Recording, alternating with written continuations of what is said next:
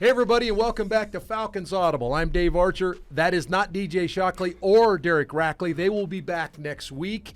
They're out doing some things, last-minute things here with summer vacation ending, training camp. We're on the eve of training camp. I've got senior editor and staff writer Will McFadden with me. Will has been dialed in with this team for the last couple of months and watching them with the OTAs and obviously with our off time, gathering information and getting ready to go. So this is Falcons Audible presented by AT&T. We're great to be with you. Will, great to have you with us, and I can't wait. You and I are going to do a little bit more of this throughout the season, I hope. Heck yeah, man. I'm so excited, Dave, to get the chance to talk some Falcons football with you. When I was here the first time around, it was a pleasure getting to pick your brain anytime you'd walk by my desk. So very excited for this conversation, but honestly just excited to be back on board and for a great season, hopefully. Yeah, I think we're all excited about this thing getting started. I think the optimism for me, Will, around this, you've been around this team a great deal prior to being with the team before your other job, then coming back. You've been around this team for a long time. So the optimism in the city, I would liken it, and I don't, I'm kind of backing off a little bit like this, but I'm talking about, 16, 17 from an optimism standpoint. Your thoughts? Yeah, so I'm glad you said 17 first, because thinking back to the 16 offseason, I would say the optimism wasn't really there, right? You think back to Dan Quinn's first season in 15, they got off to a great start, but the finish is not what anybody wanted. Right. So when you're looking at 16 and that offseason, it was kind of like, all right, is Kyle Shanahan the right guy to be the offensive coordinator? Like things were a little weird, and turns out that he was the right guy, that everything was perfect. And then kind of going through into 17 and 18 was the one that really felt like the peak optimism to me before the injuries really kind of took the spine out of that defense right in the beginning of the season there. But this is, I think, it's definitely above the 16 offseason to me, because expectations are, I think, higher because the roster is in a better spot than maybe it was towards the tail end of that Matt Ryan, Dan Quinn era. But the coaching staff feels a little bit like the energy is coming from the staff a little bit more, it feels like. And some of these younger players that they're counting on, I do think are going to benefit from that particular aspect of things. Yeah, I think the staff is a high-energy staff. I think that as the fans get to know a lot of these guys, and there's a lot of changeover on the staff. Raheem's brought in a number of guys that he knew with his time in L.A. He's got guys that he's admired from afar that were with different teams, even some guys that have risen up from the college ranks that have joined this staff. You'll recognize some of the names like Lance Schulters, names like Ike Hilliard, guys that were stars in this league are now part of this staff and a part of Raheem Morris's staff. But Raheem is an energy dude, very positive energy guy. Now, he keeps it real, right? We've heard him on a number of conversations. We've had private conversations with him. Give me your impressions of Raheem Morris and what Raheem has done in these months leading up to training camp starting. I think Raheem is incredibly smart, which I don't think that's usually how people lead off, because his charisma is so overwhelming and his personality is such like a tour de force. But I think that belays a level of intelligence underneath, because he uses his charisma, and this is my unique perspective sitting in those press conferences and being kind of on the other side of that situation, but he uses it to deflect and to obfuscate in a way that nobody's going to be mad at. He does it in a way that makes you feel good for even asking the question, as he's not going to give you the answer that you're really digging for, right, which is part of his job as a head coach. But he's so good, I think, at rallying everybody behind a shared goal, behind a common, I guess, accomplishment that you're searching for, which is what a goal is. But he's coming back here now, I think, from a different chapter in his coaching profession than he had previously. I think specifically going out to LA and being a part of everything that Sean McVay has been creating over the last couple of years is going to arm and equip Raheem Morris with maybe some of the modern elements of football that he can bring back here to Atlanta, while keeping all the natural stuff to him that we saw and was so effective during the Dan Quinn run when he was here previously. Yeah, such really good points. I think that anytime you get a chance to kind of reboot and go back to your beginnings, whether it's as a DB coach or as a defensive coordinator, and begin to look at a guy like Sean McVay who'd been to the mountaintop and won it and had his struggles and those type of things, I think it gives him an opportunity to come in, as you mentioned, much more equipped to get this thing done. And I think much more equipped probably from a staff standpoint, because you begin to find the guys that you blend with. You find guys that aren't necessarily like-minded that will challenge you. I think that's one of the things that Terry Fontenot talks a lot about. Is we're not going in and just everybody thinking the same thing. We're bringing guys in, intelligent guys like Raheem Morris, some of these guys that are on this staff, a lot of these guys on this staff that come in and you sit down and there are conversations, but hard conversations about, no, I don't think that guy can play. Yeah, I do think that guy can play. And then banging heads about it and coming to a pretty good conclusion. Yeah, absolutely. I mean, I feel like sports history is riddled with stories of teams that ultimately went on to achieve greatness that had a lot of internal friction. Because that internal friction does ultimately, I mean, it's iron sharpens iron, right? Yeah, We're right back to it. That's it. Dave, I mean, it's that internal just combustion of ideas, of beliefs, of philosophies to push one another to make everybody ultimately better. And so that's kind of why I respect really what Raheem did in selecting his staff, because a lot of, I think, a coaching staff's job is meeting the roster where it is. And sometimes you've got a team that is incredibly young, and the coaching staff needs to kind of understand that and set expectations that meet that, and also maybe have a development plan in place. Other times you get a roster that's a veteran roster, and you got to be able to handle that situation as well. So keeping guys like Jerry Gray, TJ Yates, some of that consistency with maybe your most important positions, I think was smart. But again, infusing it with this excitement, with this kind of like new feel, especially coming from the West Coast and one of the coolest franchises I feel like operating right now, it's going to be a really cool blend of everything. Yeah, I agree with you, and such a good analogy there. We hear the iron sharpens iron a lot, and sometimes I think it kind of gets lost because it's a cliche that's used a lot, but such a great analogy by Will to kind of break that down as to what that looks like in a meeting room. I mean, we think about it on the field where ones versus ones are on the field and they're grinding each, but how about in the meeting rooms and stuff? Will just pointed that out. I thought that was pretty cool to hear Will break that down for us. Okay, so there's our staff. We're excited about the staff. Will obviously broke it down and did a really good job of saying and telling us why we should be excited about the staff. Let's talk about this roster. When we begin to think about training camp, old days training camp, and I guess I fall into the old days training camp, guys used to show up and they were not in great condition. They were not necessarily ready to go. You've been around some of the offseason guys that have been flooding in here, working out some of the things that have been going on. That's not the case anymore. Guys show up and they're ready to roll. How important is it that you don't lose a day in camp in your mind, because this will be a pretty competitive camp? Yeah, I kind of feel like that's almost some of the unwritten bargain and negotiating that the players in the league and the coaching and the game itself has just kind of done since you played, frankly, right? Like, you're right. When 2 days were happening, it was almost by necessity, because it was like, we got to take these guys and send them to boot camp and just get everybody's minds wrapped around football. But it's not just the on-field conditioning. It is the classroom and hunkering down and just going to university for a month to learn about the game. But football nowadays is such a year-round sport.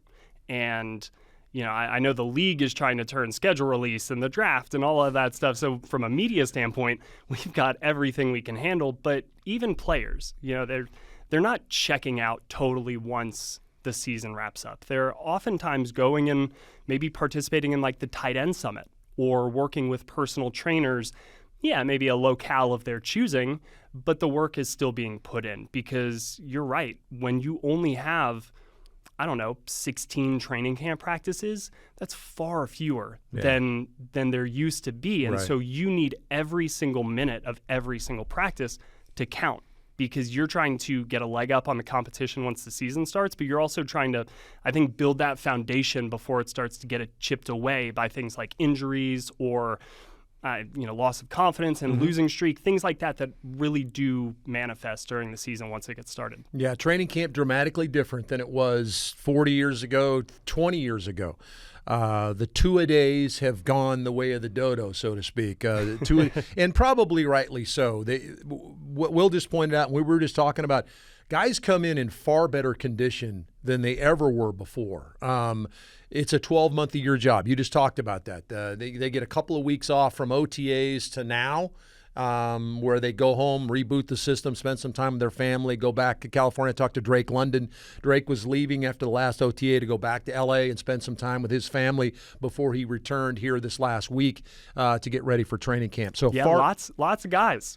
I've seen they don't have to report yet, but they've been here. They're conditioning. They're getting ready. They're like, the season is right around the corner. And since it's such a competitive time, we always talk about camp battles and how competitive the league is, even with a 90-man roster, right? Maybe more competitive than ever before. You can't afford to play yourself into shape. You have to come ready to fight for your job from day one. So I think that's another element to it. Yeah, the ability to have staying power too, Will, I think is a big deal.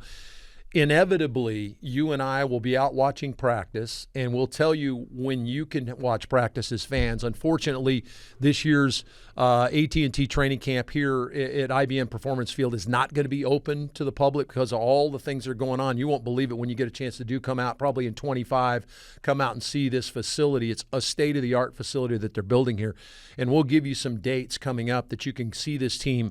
So we'll talk a little bit about that. But you and I inevitably will see some of these young guys that will burst out and have a day or two or maybe 3 days in a row, and you think, wow, that guy just made the team.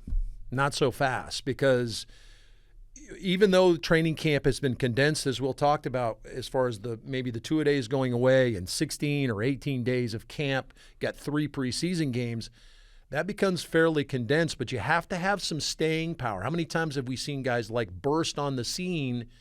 And then, but what do you think in your mind is a key for a younger player coming in to kind of have some staying power and be as good on day 1 or day 2 as they are on day 20 or 23 of the camp?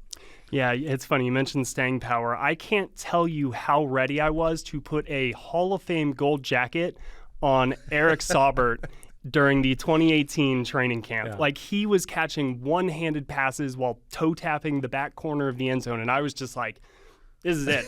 This is it. This guy's the greatest player I've ever seen. But staying power is the key, because you can put together 1 or 2 good practices. I mean, shoot, sometimes you can put together a whole good block. But, the season is long. You need to be able to learn things quickly. Each week, game plans change. You kind of have to have, again, when I talk about this floor and this foundation, when you're putting all of your energy, I think, into getting the peak out of yourself every single day, as you sometimes can in training camp, that's going to burn you out. That's going to wear you out quickly. And sometimes your focus by necessity can't be on some of the other things. It's not going to be as broad as maybe it needs to be. And so I think once you reach the season, it's a little bit about understanding who can take on the biggest mental workload without their on-field play suffering. And that is where some of these younger players, as camp goes along and you're starting to install a few more things and maybe a little bit more complicated wrinkles as all of these pieces start to fit together for a bigger picture, that's where you might see some of these guys drop off. And also the veterans may be getting ramped up a little bit more. So the level of in-practice competition could feel a little bit different as you get closer to the season than it might on Thursday. Yeah, there's that idea of a veteran kind of understanding the landscape of a training camp and understanding how to build, not start slow, but certainly start at a nice level, but begin to build towards the end of camp, where a young guy wants to come out and make an impression, but if he sets that standard, he better stay at that standard. Exactly. So it's really intriguing, the competitions that go on during camp. 90 guys will step out on the IBM Performance Field here in Flowery Branch and try to make a 53-man roster and then ultimately a 16-man practice squad. And we'll begin to break all those things down as we go through camp. But, Will, I want to ask you about, where do your eyes go just initially as to a position group that you're really intrigued about as to what this competition is going to look like out here in just a day or so? Yeah, I just kind of can't stop thinking about the like front seven. And I know that's kind of a big position group, right? Because it's like 3 positions, 4, if you want to include edges and outside linebackers and all of that. But it's just such when we talk about kind of like the level of competition, I know nobody looks at maybe the Falcons front 7, and outside of Grady Jarrett, and I have the highest respect for David Onyemata, so I would include him in a similar tier. But like everybody does point out the fact that there is no Montez Sweat, or there is no Myles Garrett coming off the edge, or even like a Fred Warner kind of at the linebacker level. But Caden Ellis is awesome. Nate Landman was like my surprise breakout player of the year, as I think he was for a lot of other players. And then Troy Anderson coming back. So it's like those 3 guys on the inside. If you look at what the Rams did, they more oftentimes ran 2 linebackers or 1 linebacker. Like they like to have a lot of defensive backs on the field, a lot of these down linemen and outside edge rushers. But the strength of this defense is kind of that inside linebacker group. And then again, I look at just the plethora of different outside linebackers that you have. We haven't really even talked about D'Angelo Malone or any of that, and he's kind of entering a big year where it'll be like, all right, is he ever going to develop into anything? But Arnold Ebiketie, is he going to take a bigger step in year 3? Lorenzo Carter is the comeback veteran with everything. And then Braylon Trice, like, he might be the most ready out of the draft player that the Falcons have in this class.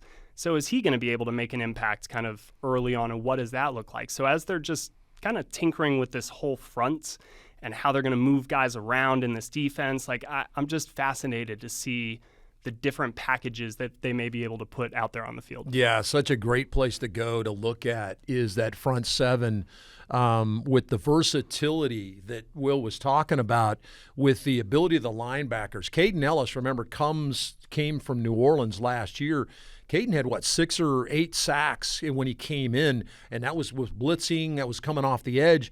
How much does Troy Anderson being back on the field, the emergence of Nate Landman, J.T. Bertrand, who comes in from Notre Dame, a captain, a guy that knows how to get to the football, how much does that free up Jimmy Lake to maybe put Caden Ellis out on the edge and use him? I think the versatility, Brandon Dorless and his ability, the young kid from Oregon, his ability to play from inside all the way out to maybe a 5 technique now out we're over talking. the edge. Oh, yeah. Love it. All of a sudden, Rook Ororo.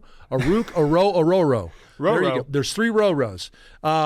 Rook has the ability to play in the interior and slide out as well. So the versatility that Jimmy Lake's got, and it's such a great point, I think it's going to be fun to see how the front 7 kind of takes shape and really can kind of amoeba itself into whatever role you need it from week to week. You see it that way? Absolutely. And I mean, even the 2 rookies that you just mentioned with Brandon Dorless and Rook Ororo, like I think that they're almost like 2 sides of the same coin to me at this stage in their development. Like, Dorless is this long, shadowy monster that, you're right, can kind of play like all over the defensive line and find ways to affect the quarterback. And Rook is just so like powerful. Like, he's almost, in like Rocky IV, when you've got like Ivan Drago is training with the Russian like machines that are like the highest technology. Break you. Yeah, like Rook almost feels like one of those like Russian machines. Like, he's a rock'em sock'em robot that's just gonna like fire out and hit you. So I like him as a run defender, maybe early on as like that role, that early down player, and then you bring in Brandon Dorless to like just swap him right out, and he may have more of an impact with the pass rush. But there's a ton of those guys on this defense where maybe they're not the full complete package of just like he can do it all, but as a group, I think they can find answers for a lot of potential problems that offenses could throw at them, and I don't think they're necessarily being looked at as a defense that maybe fits that description. Yeah, I agree with you, and I think that the depth that was addressed in the draft with some of these young players, you mentioned Braylon Trice, who will play on the edge, but those 2 guys, their versatility, those 2 defensive linemen, they're going to be able to come in. Let's not forget the old guys. You mentioned David Onyemata and Grady Jarrett. Those 2 guys are coming back. In fact, Grady Jarrett's talking about how this has been the best offseason he's ever had coming off the knee. So that's a little scary when you think what Grady can bring to the table and the leadership that he's going to provide to these young players going to be something else. From a position group for me, I love that you picked the front seven because I wrote down a couple of groups. The front seven was one I wrote down here. I'm going to go to the other side of the ball then. I'll go to the other side of the ball, and I'll talk about the wide receiver core. Very similar to what you just talked about the versatility of the front seven. Folks, you got to be excited about what this looks like from a versatility standpoint of what Zach Robinson is going to be able to do with a wide receiver core. I went back and looked at some tape from the playoffs last year, the Rams in the playoffs. And I started looking at the different places that Puka Nacua lined up, different places that Cooper Kupp lined up in, all the different positions they were lining guys up in. And all of a sudden you look at, what Rondale Moore can do, where he can line up. He can be handed the football. Mm-hmm. He can be in the slot. He can catch the short pass and turn it into something big. Mooney's ability to run, blow the top off of things. We know that Drake London's going to come in. I think this is going to be a boon year for Kyle Pitts. I think Kyle Pitts, in fact, there was a lot of conversation. I know you covered it. Tell me about some of that with Kyle and really kind of energizing one another with Kirk Cousins and their bond when he first got here. Yeah, I mean, I think both recognize that they need one another to ultimately get where they want to go. Similar to the way Matt and Julio developed a bond pretty quickly, and so Kyle is going to benefit from Kirk's presence because, frankly, Kirk is the best quarterback and the most proven quarterback that he's had since Matt Ryan, and we all saw what Kyle Pitts was able to do in year one. But I think there's also kind of that shared bond of coming off of injury, and feeling like, okay, we can communicate on that level. We can check in and see, how you doing, how are you mentally kind of coming back from that. But Kyle now being kind of 2 years removed, I think, from that injury, the expectation is that he's just going to be in a much more comfortable place physically. We've already seen some of the videos of him working out this summer. He looks great. He frankly looked pretty good to me last training camp. Yeah. I didn't notice any real issues that would leave me thinking, okay, maybe 2023, the goal is just going to be to get through the full season, which is kind of what he came out to say afterwards. But I'm so excited to see what he's going to look like out there on the field. And then again, Cousins being able to get the ball to him on time, get the ball to him where it's supposed to be and accurately. And then the final part of the Kyle Pitts of it all is just kind of the role that he's going to operate in, right? We've heard Zach Robinson say tight end and receiver, some things like that. The fact that they brought in Charlie Warner and Dwelly, I think that tells me they could want to free Kyle up to focus on some more of those receiver elements and keep another tight end in there. So, Dave, we went through the whole Arthur Smith experience, and I think a big part of that was the personnel packages. Yeah. That was kind of, to me, the defining theme was just this creativity and manipulating what defenses are going to do based on your offensive personnel. Is that overblown a little bit? The 12 personnel with Kyle Pitts really being a wide receiver, so it's kind of 11 personnel in deployment, but it's 12 personnel on paper. Is that real? Do you think that will have a bigger impact maybe this season than it has previously for Atlanta? I do think it will. I think that you mentioned a great way of putting it, freeing Kyle up. And that's got to be music to your ears as a fan. I want to see the original version of Kyle Pitts. Now, we know he had the injury, and Will just documented what he went through last year, just kind of trying to get through the year. You could see it. He would dip the shoulder, try to keep people off his leg. And I think that his the inactive parts of the games doesn't necessarily serve him well. I think you need to get him involved, keep him involved. And this is a guy that, to me, Will, is a 5 to 10 receptions a game guy, maybe 15 targets a game. Got to get him involved in the red zone, and I think those things will come out. But getting back to your original point, I do think that they were trying to disguise the blemish that was the quarterback position. Yep. And Atlanta does not have to disguise the quarterback anymore. They're not going to have to protect the quarterback, okay? Now, protect, yes, from a protection standpoint, but not protect him against making mistakes. It's going to screw everything up, right? And I think that was part of it. And guys like, Kyle Pitts and Bijan Robinson, even Drake London, they suffered because of that, because you had to kind of cover the blemish up. Yeah. So I think you're right. Was it fake or not? No, I think that there was some truth to all of that stuff. But now all of a sudden you look up, and if you want to go 11 personnel and Kyle's in the game, it's legitimately 11 personnel. Yes. He's standing in the slot, and he's going to go down the field and make some plays. Okay, let's finish this piece up, and we appreciate you being with us here on Falcons Audible, presented by AT&T. Will McFadden, Dave Archer. Questions, because there's always going to be questions. What is the biggest question? There are a number of questions on this team. Obviously, whether Kurt's ready to play, all those kind of things. We think he will be. Love where we are with Michael Penix, and we'll get into all that stuff as we get into camp. Your biggest question as camp starts here? Yeah, my biggest question, and you're right to point out the injuries. You're right to point out Grady and Kirk coming off. How are they going to look? Bajan going into year 2, I think he could make a huge leap. I've got a piece coming out today, actually, on kind of comparing him to like Chris Johnson, CJ 2K, Christian McCaffrey, Le'Veon Bell, those types of players, and the leap they made from year 1 to year 2 and how he compares favorably. But my big question actually doesn't have to do with a specific player, doesn't have to do with a specific position. It's kind of a 30,000-foot view of the offseason. And when Rich McKay, and I believe you were at this press conference, at the end of the year press conference with Arthur Blank and Rich McKay, when he said most teams in our position where they are now looking for a new head coach and they're looking for kind of a new staff to go along with it, they're also looking for a new direction. And the Falcons didn't feel like they needed a new direction, at least from kind of where they were, I think, a roster standpoint. And I'm just so fascinated to see if they were right in that kind of estimation, because they did address the quarterback position in kind of the biggest possible way you can. And I agree with that being the clear number one need. But there was an opportunity cost associated with that, in that you now are having questions about the number 2 corner spot, right? You are still saying, okay, like the pass rush is going to be the sum of its parts once again. So I'm just, again, kind of fascinated to see if the Falcons are as close as they felt they were this offseason from a roster standpoint to where they really were. Just, if we can go get the best quarterback available and get high-level quarterback play, we think we're golden and like we can reach the playoffs. And then, as Raheem Morris says, we'll see what happens from there. But that's kind of just when we get everybody out of there on the field and we kind of take in, all right, like, what is the makeup of this team?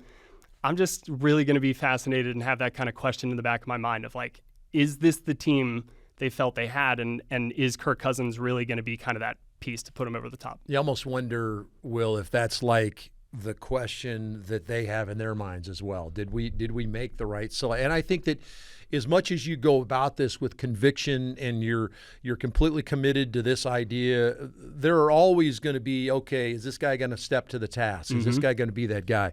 I'll go a little bit more specific. You mentioned the second corner. Clark Phillips III will open probably as a starting corner opposite A.J. Terrell.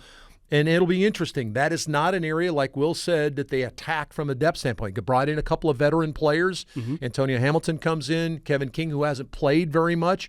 You have on the roster already in Mike Hughes and D. Alford, guys that can play corner, that played nickel predominantly last year. So if everybody stays healthy, I think your first 4 guys you like should Clark step up and to the task. He was a ball hawk at Utah. He had some moments last year, but there was some learning moments. And corners like a gunslinger in the Old West. You're going to walk out in the middle of the street, and you're either going to win or you're going to lose. Fortunately, nobody's shooting a gun at him, but he's going to win some battles and lose some battles. And A.J. Terrell has gone through that as well. Another one for me, Will, is pass protection, because we know that this team is still going to try to run the football, but there's going to be a predominant change to wanting to throw the ball more. And you've got a guy that can really process from a quarterback standpoint. We got the receivers they went out and got in free agency.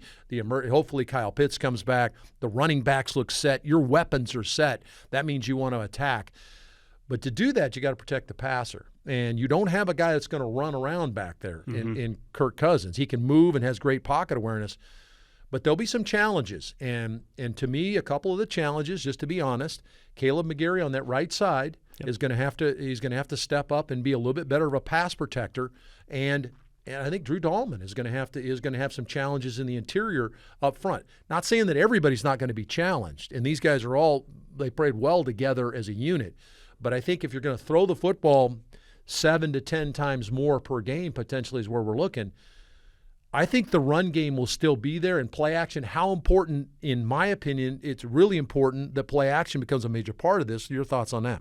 Yeah, I'm going to toss you back a question, because in your study of kind of the Rams offense, do you expect to see more 3, 5, 7-step drops from Kirk? And then kind of the second part to that is, in your experience playing quarterback and just, studying the position as well as you do, like, is it more important for Caleb McGarry to have that great pass protection year, or Drew Dahlman? If you had to pick one of the two, because you'd either get pressure right in your face if you're Kirk Cousins, or coming right around that blind side. So, like, how do you factor all of that? And then again, the 3, 5, 7-step drop. I know it's going to depend based on the route concepts, but is this an offense? Because Dirk Cutter's offense, I think, featured a lot more of those 7-step, let's air it out type of things. Is this in the 3 to 5 range, and could that protect Kirk a little bit as well? Yeah, no, I think it's a good point. I think the ball will come out, and I think that Kirk's ability to process pre-snap is going to help him as well as to, determining from a pre-snap look standpoint, having an idea. You don't predetermine when you're going to throw the football, but you have a pretty good idea what teams are going to do, and in that first step of your drop, you confirm what the coverage looks like, and the ball comes out. His ability to do that will help him. Getting back to your idea about protection, there's no question with Cousins and what he does, drop back passer, classic pocket passer, interior pressure is what destroys a guy more than anything else if that's what you bring to the table. Now, certainly you don't want edge pressure, but you can help cover up edge pressure. You talked about maybe some of the tight ends that could be in the game that help cover that up, chip blocking with the back coming out. Difficult sometimes to create help for the interior sometimes. Now, sometimes we have a guard. Usually the center's not locked on one-on-one. He usually has a guard chipping over and helping out. But they can heat you up in a couple of the gaps, and all of a sudden you are one-on-one and try to expose you. I think Drew will be fine. It's just that was an area of concern. That was an area of concern on the outside. I think we'll be okay there, but it's still a question, and it's something you're looking for, much like the corner situation. We'll see how that plays out as well. I do like some of the players that we have on the roster. I mentioned that due to the construction here at IBM Performance Field, the Falcons are unable to host fans for the AT&T Training Camp this year, AT&T Falcons Training Camp. So they're going to host some off-sites, and these are pretty cool, in my opinion, Will. We get kind of back to our old Friday Night Lights thing that we did back several years ago, where we're going to go to Schekinger High School in Buford on Saturday. That's this Saturday coming up. Free to the public. Come on out. It's 6 to 8:30. Come out and watch practice. It's your opportunity to first get a glance at your Atlanta Falcons. Your thoughts about returning to one of the high schools here in the city of Atlanta? It's going to be so much fun. Yeah, it's going to be. I mean, you hate the fact that fans can't come out to Flowery Branch for any of the training camp practices, but having seen what kind of the first day when fans can come to Flowery Branch and how many people do show up and what that hill looks like, I know that Schekinger High School is going to be jam-packed. I know parking is going to be a nightmare, so get there early if you plan on coming. It's just going to be such a fun atmosphere. It's going to feel like kind of like high school football, Friday Night Lights, that whole just feel in Georgia that is so special this time of year. Yeah, nothing like football in Georgia, and certainly Atlanta, going back to a high school, Schekinger High School in Buford. Be there Saturday night, the 27th. That's this Saturday night coming up, 6 to 8:30. There also is another opportunity. In fact, that's the first time Atlanta's gone back to a high school since 2016. So pretty cool to revisit some of those moments that were special. Also, a practice on August the 2nd at Mercedes-Benz Stadium. There are tickets for this one. They're only $5. These proceeds are benefiting support of medical programs and treatment services at Emory Healthcare. So the money is going to a really cool cause. So you're not shelling money out to the team. You're actually giving it to a nice cause. But you can come out and watch your team. But you can go to Mercedes-Benz Stadium, which is probably obviously going to house a lot more if you'd like to come down. We'd love to see you down there. That is on August the 2nd, and that also will be from 6 to 8:30. So come on down, make a contribution of $5, come watch your team and before the first preseason game. Yeah, it's the best way. If you've never been to Mercedes-Benz Stadium, every year this is the best way to get inside just to check it out. Like for no other reason than that, if you've never been to the stadium, come in, watch Falcons have a training camp practice, walk around, check out the amazing digs, because it's voted so highly in the fan experience rankings every single year for a reason. Dude, you knocked it out of the park. Make sure you check out Will McFadden's stuff on AtlantaFalcons.com. Guy is dialed in, is doing a heck of a job. He's our new senior editor and staff writer here with the Atlanta Falcons. He's been around this team for a long time. Don't think that he's just been here for a couple months. He's been around this team for a lot of years. So get ready for his stuff and check it out, because Will's going to be really dialed in, along with Tori McElhaney and everybody else at AtlantaFalcons.com. Stay tuned to AtlantaFalcons.com, because you can find all your information you want to know about the team through training camp. I know you can't be out here, and I'm sure a bunch of those guys are going to be on the field will be a little upset that they don't have the fans on the side.